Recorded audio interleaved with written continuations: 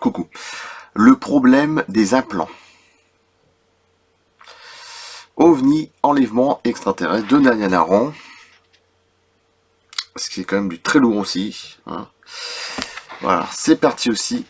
Comme ça, autant vous donner les deux d'un coup.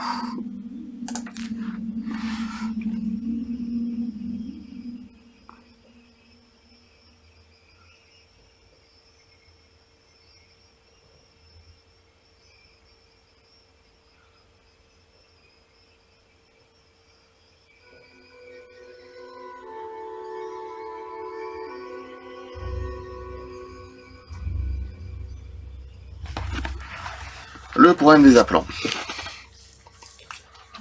Il arrive parfois que, après avoir été enlevé, certaines personnes découvrent ensuite la présence de petits objets solides dans leur corps, placés à leur insu sous la peau. La localisation de ces implants peut être très diverse. Ils ont été trouvés par exemple dans le lobe d'une oreille, dans le nez, dans une mâchoire, dans un pouce, dans une jambe, un pied ou même dans le pénis. La nature de ces implants et leur fonction restent mystérieuses. Dans certains cas, ils ont été extraits après une intervention chirurgicale. Attention, parce qu'il y a quand même une intervention chirurgicale, que je précise. Et ont été analysés en plus. Alors justement, il y a le premier témoignage de Whitley Strieber, je mettrai son nom, a vécu de nombreuses rencontres rapprochées avec des êtres non humains lors des enlèvements qu'il a subis. Il les a rapportés dans un livre. En mai 1994, il a découvert un objet logé dans le bord externe de son oreille gauche. Il raconte parfois qu'il émettait un son curieux, comme un bruit brutal et rauque. R-A-U-Q-U-E. Rauque. Simultanément, l'oreille s'échauffait et devenait rouge vif. Je devins plus sensible aux phénomènes électriques que je ne l'étais auparavant. Il était très fréquent que les feux de signalisation routière s'éteignent lorsque je passais à leur niveau. Faut pas demander l'implant qu'il a eu.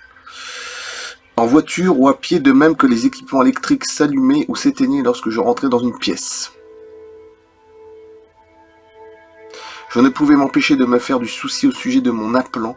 Parfois, dans le plafond silence de la méditation, il se déclenchait avec son crissement désagréable qui anéantissait ma capacité de concentration. J'éprouvais à l'oreille la sensation d'une température de plus en plus forte, ici. Finalement, en mai 1998, je décidai que je ne supportais plus d'avoir cet implant dans mon oreille.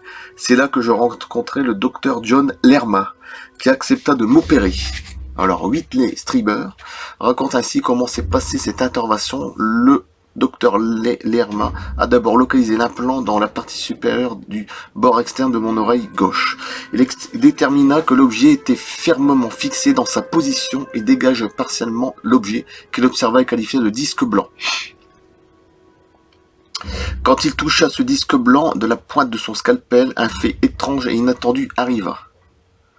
Il remarqua qu'il cessait d'être solidement attaché au cartilage comme s'il était avant qu'il ne pratique l'incision.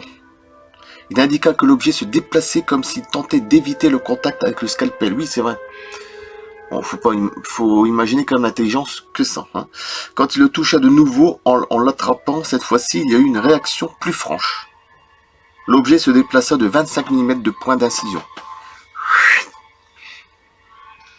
Le chirurgien conclut que ces faits inhabituels rendaient déraisonnable toute tentative ultérieure d'extraire cet implant et referma l'incision. Une semaine après l'opération, l'implant s'est replacé à son emplacement initial. Il n'y a pas de pause, cher monsieur Whitley. Whitley Strieber exprime ainsi son commentaire. Quelqu'un a fabriqué ces implants. Quelqu'un a voulu qu'ils soient placés là. Et c'est donné la possibilité de pénétrer dans les chambres de personnes sans défense pour les greffer. De toute façon, il y a la paralysie, etc. Ça ne vaut pas la peine de faire quelque chose. Le mien fut placé sous la peau sans même une trace visible de cicatrice. Ah oui, c'est ça le plus hallucinant. Beaucoup d'autres cas sont similaires et on ne trouve pas de traces d'incision. Dans d'autres cas encore, il y a des petites cicatrices. Mais elles témoignent d'une grande application dans l'exécution. Les implants sont une réalité.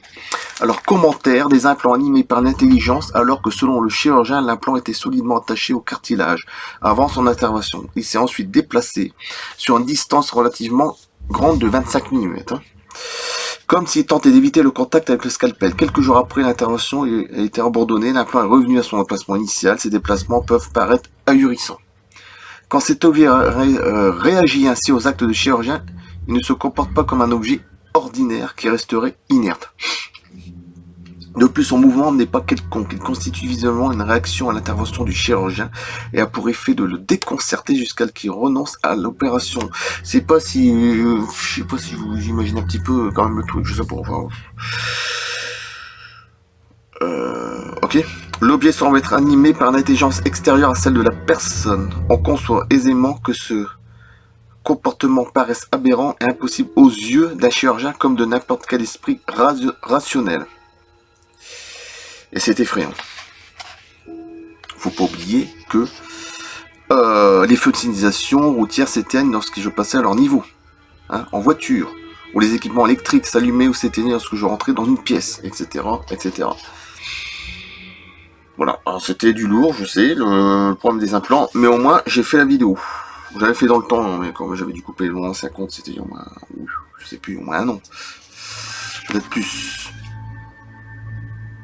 Voilà, c'est très intéressant.